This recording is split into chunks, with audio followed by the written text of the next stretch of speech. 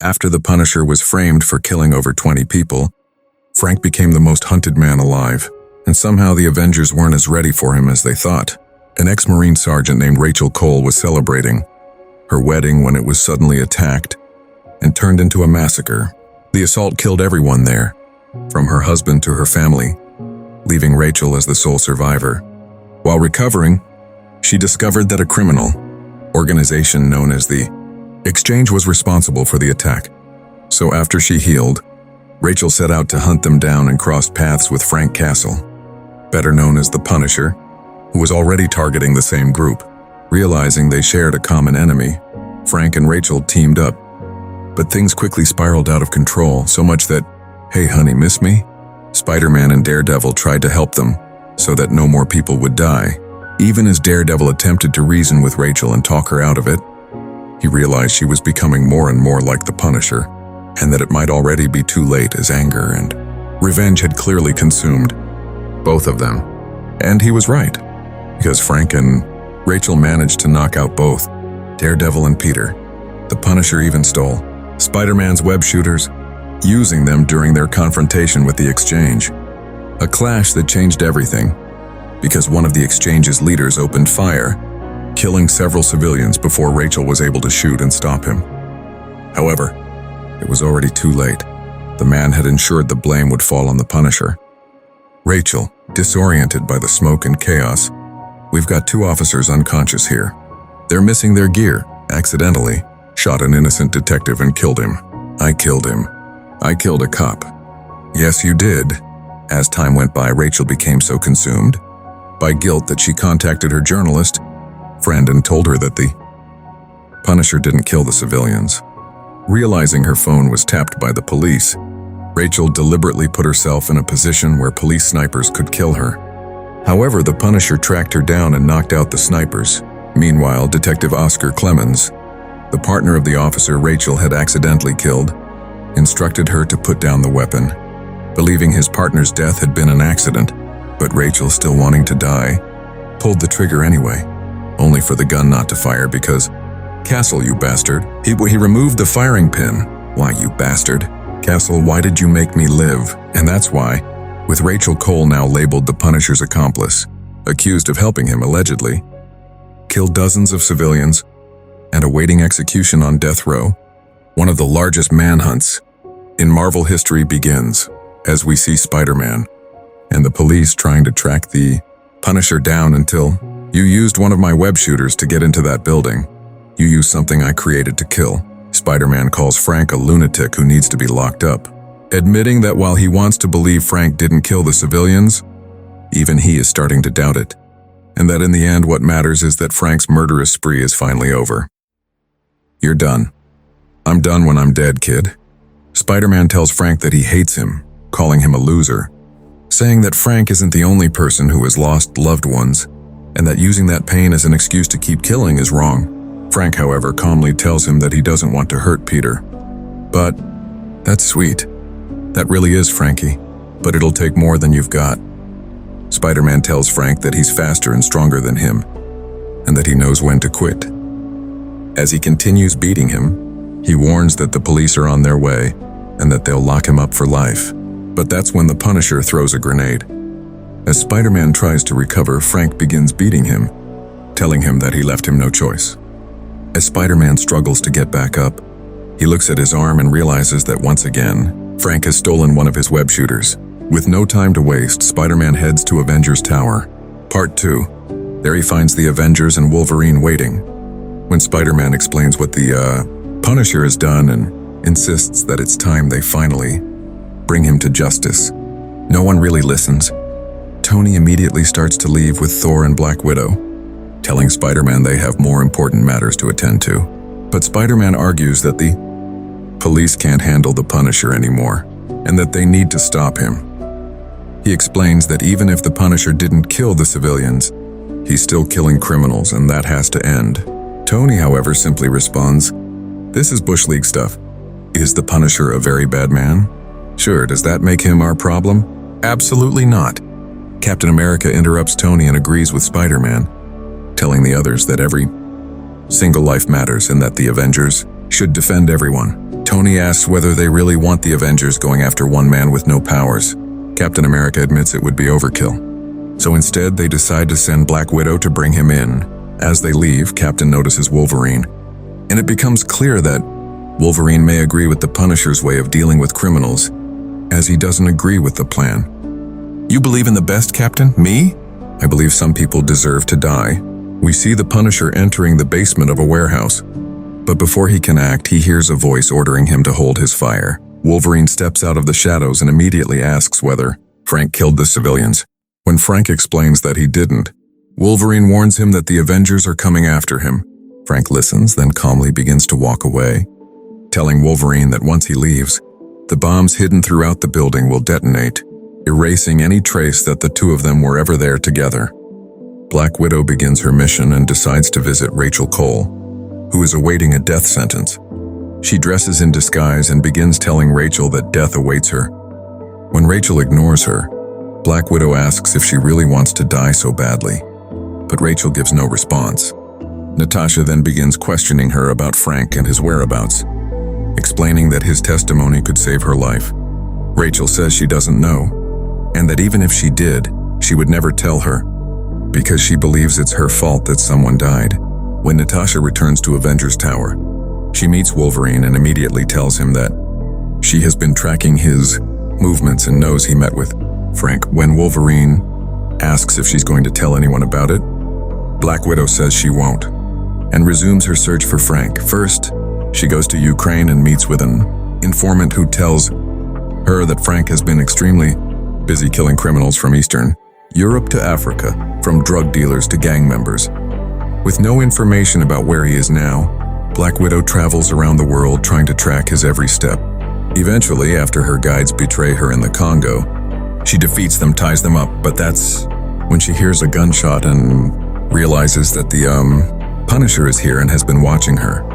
She hides behind a tree and notices that Frank has shot the guides who tried to rob her. She tells him about her friend Rachel and her death sentence. I don't have friends. They begin trading punches, with Black Widow telling him that even though he's stronger, she's much quicker. But for some reason, Frank goes somewhere, so Natasha follows him, telling him she's been tracking him for months and won't let him get away. But that's when she realizes Frank has led her to a village that's clearly in trouble. Understanding that she has no choice, Natasha helps the villagers. Afterward, she calls Captain, telling him that Frank clearly led her there because he knew Natasha wouldn't let the villagers suffer and would help them while he got away from her. But that's when, all right, it's time to try a different approach to the Punisher. I would have words with you. The man who wears the skull, he has been hunting your organization. Where did he strike at you last? 6 eyes in one breath. As Thor keeps interrogating the man further, we see the Punisher aiming at the soldiers with a bazooka and, I am no man's bait. Thor begins chasing him, calling the Punisher a fool for even trying to run away. But Frank again leads Thor to the criminals. Thor arrives and tells Frank that he's impressed. Realizing that Frank deliberately led him there with a single throw of his hammer, Thor instantly destroys the base and tells the Punisher that it's over, as Frank lies on the floor. But Frank keeps trying to fight, forcing Thor to knock him out with a punch. When Frank wakes up, he sees Thor standing over him, telling him that he only wants to talk. Thor gives him a drink and begins speaking about war, explaining to the Punisher that when a man abandons his life for war, he may eventually lose his purpose to fight it at all. He tells the Punisher that he will leave his guns behind and give him a choice, but asks him to first listen to his wisdom. Thor explains that he understands Frank well, the madness he's struggling with, and that he knows what it feels like when one's entire life becomes a battle. He then asks Frank whether he is not simply a warrior who has lost himself, because he no longer knows how to live without war. The woman who was your ally will die for you. Is that a righteous sacrifice? Is that what you have fought for? Thor gives him one last drink and tells him that maybe it's time to hang up his weapons and walk away from the war. Thor then goes to Avengers Tower and tells Captain that he spoke with him. As Captain reads the newspaper, he tells Thor that he hopes the Punisher will finally come to his senses. But when he meets with Tony, you really think a do the right thing lecture from Thor is going to convince the Punisher to do anything? Captain explains that at the end of the day, The Punisher is still a Marine and would show up if it meant trying to save a comrade. Tony doubts this, saying that Frank stopped being a Marine a long time ago and may have lost whatever honor he had left, but Captain refuses to believe it. Meanwhile, we see the Punisher drawing closer and closer to the place where Rachel is imprisoned, moving through trains and crowds. Natasha explains that traveling this way would be the only way for him to reach her without being seen. And that's when we realize Captain has something planned, as they determine that tomorrow will be the best window for the Punisher to strike and attempt to free Rachel. But Tony, once again, you don't think we're maybe being a little overcautious here? It's one guy with a lot of guns. He may be good, but he's not Hawkeye. Who is that? Hawkeye doesn't shoot to kill. That's when we see the Punisher infiltrating a gang, telling the men to put on body armor marked with his iconic white skull if they want to live. Meanwhile, Captain visits Wolverine, who immediately tells him that everyone except Natasha is underestimating Frank. Captain asks Wolverine to stand down tomorrow, but as Wolverine leaves, he warns him about how dangerous the Punisher really is. Iron Man keeps working late at night, but as he keeps looking at screens, we see the Punisher standing behind him. The big day arrives and Spider-Man tells Cap that everything feels too calm. Cap reassures him, saying that Frank is probably watching their every move. That's when we see Rachel being led toward the van. As Cap leaves with her, Spider-Man tells him that the Punisher is nowhere to be found. Thor descends from the sky and reports the same, but Cap insists that Frank will most likely strike near a bridge, knowing it's the best strategic point. And of course, Captain, I'm okay. Cap instructs Thor to cover the rear of the van, but that's when we see Spider-Man heading toward a nearby building. Looks like your boyfriend came back after all. Go to hell. That's when the truth becomes clear, and the woman Cap escorted to the van wasn't Rachel at all, but Black Widow, disguised as her, since they had hoped to outsmart the Punisher. But as shots continue to ring out, hitting Cap and Thor, Cap quickly realizes something's off, because they're being fired on with rubber bullets. That's when Natasha appears, accompanied by two men, the same gang members the Punisher had ordered to wear his bulletproof vests. We've been played. At the same time, Spider-Man keeps an eye on the real Rachel, but when he looks up, he notices a man wearing one of Iron Man's suits. The man blasts Peter, and it quickly becomes clear that it's the Punisher, who managed to steal one of Tony's suits. So as Spider-Man struggles to recover, the Punisher frees Rachel and escapes. The Avengers quickly realize they've been outsmarted. Tony explains that Frank cut the power linkage to his building and stole the suit by exploiting a weakness Tony didn't even know existed. So finally, Tony gets really mad. Now I really want to spank this guy. Tony locates his stolen armor while Thor tells him to be careful and not to touch it. But Tony does anyway. Tony? Stark, are you okay? He booby-trapped the armor, didn't he? Shut up, I think I hate this guy. Finally, welcome to my world, Rust Bucket. The Punisher helps Rachel escape as she confesses how guilty she still feels about the death she caused. Frank then tells her they don't have much time before the Avengers arrive. And that's when Wolverine reveals he's already there, suggesting the safest escape route, one the Avengers are unlikely to find. So the Punisher hands Rachel some money and weapons and simply tells her to get out of there. Wait, you're not coming with me? It's the Avengers, Sergeant. There was only ever one way this would end. As Rachel keeps talking, he tells her to run again. So she escapes with Wolverine while the Punisher stands behind, watching them disappear. 10 minutes later, Tony arrives and tells the others he doesn't see anyone. Cap instructs Tony to wait and not touch anything. But once again, relax, Cap, fool me once, shame on you. Fool me twice, shame on me. But no way I let the Punisher fool me 3 times. Spider-Man's never going to let me hear the end of this. Tony detects Frank and immediately attacks him, knocking him to the ground. Tony admits that he didn't think Frank was worth the trouble until now. The Punisher releases a cloud of smoke to escape, but Tony replies that he doesn't need sight when he has senses. Frank responds by firing repeated shots at Tony's helmet, overwhelming the sensors and disorienting him. But that's when the rest of the team finally arrives.